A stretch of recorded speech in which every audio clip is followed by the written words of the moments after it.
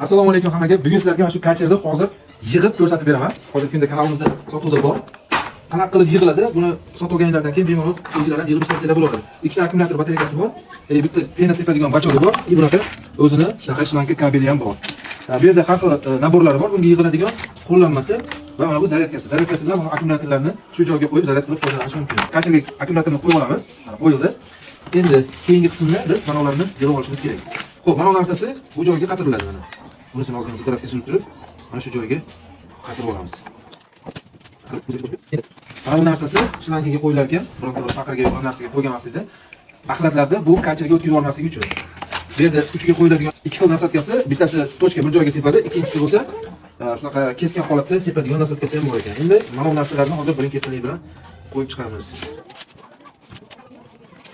Shlankasining uzunligi ham 4 metr ekan, adashmasam. Bunisini bunga qatirishimiz kerak bo'ladi. Birinchi bunisini yechib olamiz.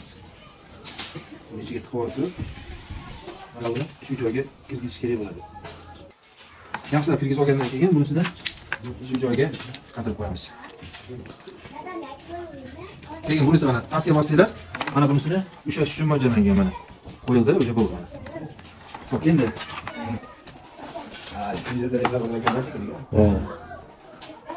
endi biz hozir kesib chiqadigan qo'yib